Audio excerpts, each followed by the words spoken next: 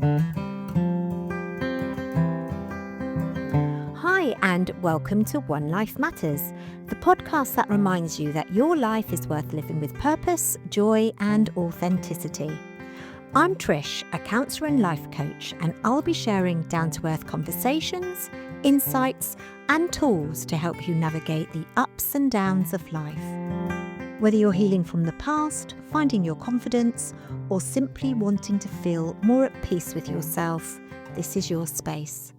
Because you only get one life and it truly matters. Just before we get into this episode, I just want to mention that this podcast is for general information, insight, and reflection only. It's not a substitute for personal therapy, counselling, or medical advice. Have you ever noticed that you say things to yourself that you would never say to a friend? That voice that pipes up the second you make a mistake, whispering that there's something wrong with you, you're not good enough, you should have done better, you're a fraud, you're fat, lazy, ugly, you're a failure. That nasty piece of work that makes you feel like crap is your inner critic. And while we've been told it's the tough love we need to stay successful, the truth is actually much darker. It's a survival mechanism that's gone rogue. And for so many of us, a bodyguard that has turned into a relentless bully. Today, we're going to get to know what could be best described as that brutal, nasty roommate in your head. We'll find out where it came from, why it's so loud, and even the possibility that this foe is just a deeply misunderstood friend. But most importantly, how to turn the volume down so you can finally hear yourself think. Now, many of us believe we need our inner critic as it's the only thing that keeps us on the path we want to be on. We think, if I'm not hard on myself, I'll just stop trying and I'll never achieve what I want. But there is a massive difference between self-awareness and self-criticism. Self-awareness is a useful tool. Self-criticism is a lethal weapon. You can improve aspects of your life without talking to yourself like a piece of shit and destroying your worth. But first, where did this little upstart come from? Well, that voice didn't start with you. None of us are born criticizing ourselves. Babies don't lie in their cots thinking, you know what, I really shouldn't have cried so much today. What a tiresome little bugger I am. No, the inner critic is something that develops over time, usually during childhood. When we're little, our brains are like mini recording devices or sponges. We absorb messages from the people around us, such as parents and teachers, siblings, family, authority figures. Sometimes those messages are loving and supportive, feeding our self-esteem and self-worth. But what about the other messages? The, what's wrong with you? Stop embarrassing me. You'll never get anywhere behaving like that. Why can't you be more like your brother? Kind of messages. Often they're a hell of a lot harsher, but even if the milder criticisms weren't said cruelly, our young brains still internalize them, and over time, those external voices slowly become our inner critic. So what we end up with is an internal commentator that believes it's doing its job by keeping us down and making us feel that we're, well, not enough. Now, the thing about our brain, which lots of people find hard to get their head around, is that our nervous system is wired for survival, not happiness. Thousands of years ago, noticing danger quickly kept us alive. So the brain developed what psychologists call a negativity bias. And what this means is that the brain pays far more attention to criticism than praise. For instance, have you ever noticed how you could receive 10 compliments and 1 criticism? And guess which one your brain will replay over and over again? Exactly. So when those old critical messages get embedded early in life, the brain keeps repeating them because it believes it's helping you to avoid rejection, failure, or embarrassment. The inner critic thinks it's protecting you, but it just has a very humiliating and sometimes cruel way of doing it. Rick Carson, in his book, Taming Your Gremlin, tells us how our gremlin is that internal voice that uses shame, guilt, and fear to convince you that you are not enough. So Carson's cool message is that the gremlin doesn't just criticize, it tries to hypnotize you into believing that you are fundamentally flawed. When we think about why the inner critic can be so hurtful, the difficulty is that it often speaks in extremes. It doesn't say, "Oh, you made a small mistake." It says, "Oh, you failed, you're useless." It doesn't say, "That didn't go as well as I'd hoped." It says, "You've ruined everything, you're a bloody idiot." And when we hear that voice repeatedly over the years, we start believing it, which is why so many kind, capable, wonderful people walk around feeling not good enough. And yes, if any of my clients are listening, I'm talking to you. I think to understand the inner critic, we should take a tiny glimpse at the insightful theory of transactional analysis and what psychologists call ego states. First, there's the critical parent ego state. This is the thinking critical voice that sounds like authority. It's a collection of all the shoulds, the musts, and the ought tos you picked up while growing up. It's judgmental, it's rigid, and it's really strict. Then there's the child ego state, the emotional part. When your inner critic starts screaming, it's often your adapted child responding. This is the part of you that feels small, scared, and desperate to please so it doesn't get into trouble. That loud, scared voice isn't as much a bully as a child who has learned that being perfect is the only way to be safe. But then we have the adult ego state, and this is your present day voice.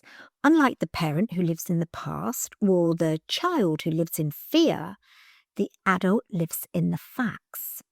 The adult is calm, observant, and objective. It's the part of you that can look at the critical parent and say, "I hear your concern, but that's not actually true." And then turn to the scared child and say, "You are safe. I've got this." Managing your inner critic isn't about winning a war against yourself. It's about stepping into that adult state and becoming a better parent to that scared, loud voice in your head. You wouldn't let a toddler drive your car, but you wouldn't kick them out in the street either. You, the adult, you put them in the back seat, you buckle them in, and you take control of the driving. Now, I really want to mention perfectionism because perfectionism and the inner critic are often two sides of the same coin. If the inner critic is the voice, perfectionism is the shield it tries to force you to wear. The critic believes that if you can just be perfect, you will finally be bulletproof to criticism, rejection, or shame. For so many of us, the inner critic isn't just a bully, it's a perfectionist gatekeeper, and it operates on a very dangerous lie. If I can just do this perfectly, I can avoid the pain. It tells you that if your work is flawless, if your body is right, if you never say the wrong thing, then nobody can hurt you. Perfectionism is the ultimate suit of armor, but it's so heavy that you can't actually move in it. The inner critic uses perfectionism as a standard it knows you can't meet, just so it has an excuse to keep protecting you by keeping you on the sidelines. It would rather you stay paralyzed by the fear of being less than have you out in the world being a messy human. But here's the reality. Perfection is just a polished version of fear. It's the inner critic's way of saying, "I don't trust the world to be kind to the real you, so you'd better be a perfect version instead."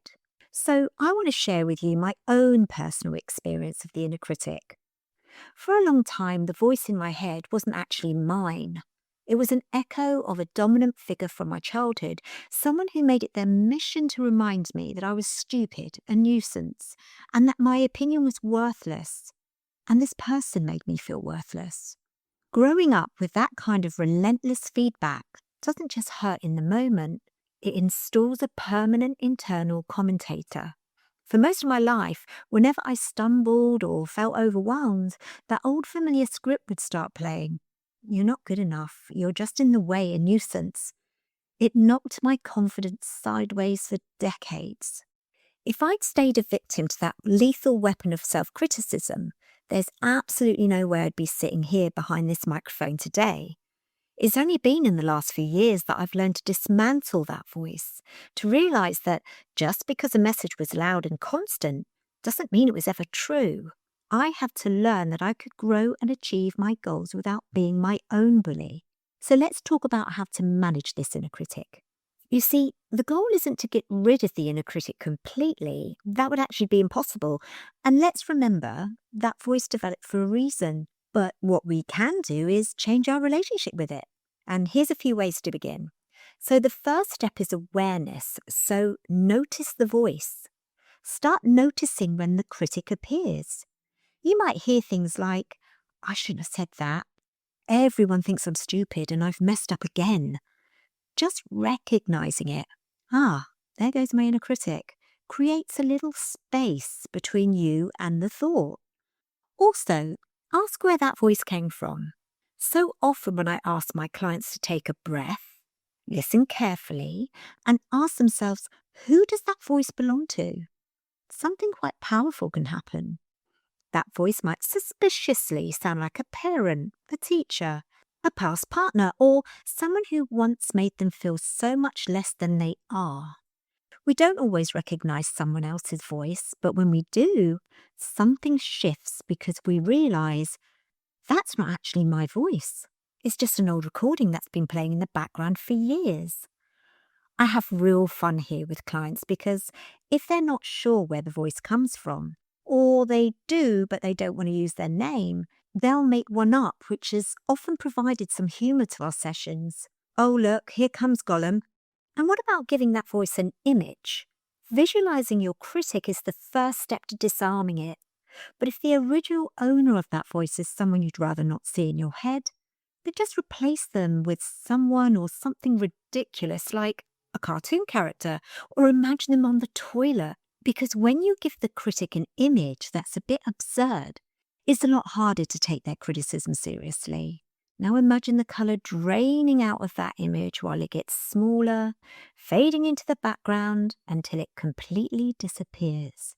What you'll notice is, when you give your inner critic a character, you stop being the criticism and you start observing it, which, like I said, creates distance. Something I often ask clients when we're exploring that inner critic is, would you speak to someone you love, a friend, a partner, a child in the same way that you speak to yourself? Would you call them useless, a failure, not good enough? Would you pick them apart for every mistake or remind them of everything they haven't done right? And the answer has almost always been no, of course not. Because when it comes to other people, especially the ones we care about, we're naturally more compassionate, more understanding, more forgiving of their humanness. And yet, we're so quick to speak to ourselves in a harsh, unkind, judgmental way. So, this isn't about judging yourself for having an inner critic. It's about noticing the difference and maybe start bringing some of that kindness, compassion, and understanding you're so ready to show others a little more inward. It might feel a bit weird at first, but with consistency, persistency, and repetition, what feels clunky, unnatural, and maybe even a little fake can, over time, begin to feel warm, authentic, and genuinely life-changing. You know what? I want us to get curious for a second because the inner critic gets notoriously bad rap. But instead of seeing it as the enemy, why not see it from a different perspective? How about if we see it as a neurotic overprotector? I mean, what is that voice actually trying to protect or save you from? You see, behind every internal insult, there is a hidden fear. If we pull back the curtain on those insults, we find a frantic, misguided love. When it tells you you're stupid, it's actually saying, I'm scared people will laugh at you and I can't bear for you to be hurt again. When it calls you a nuisance, it's whispering, if we stay quiet and small, then no one can reject us. It's like a tragic irony. The voice is trying to prevent your suffering by causing you suffering. It's trying to beat the world to the punch. It could be that your critic is a piece of security software that hasn't been updated since 1988, or in my case, quite a bit earlier than that. It's still trying to protect the child you from the things that hurt you back then, the bullies or the coldness of a parent. It doesn't realise you've grown up.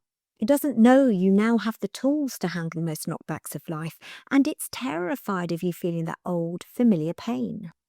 So if we look at the inner critic through a lens of compassion rather than combat, how do we actually manage it? We start by acknowledging its service. We stop fighting it and we start talking to it. You can literally say to that voice, I see you. I know you're exhausted from standing guard for 30 years. I know you're only screaming because you're terrified I'll get hurt again.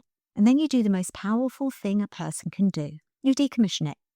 You tell that neurotic overprotector, you can stand down now. You don't have to work this hard anymore. I'm not that helpless kid you're trying to save. I'm an adult with my own back, and I've got this.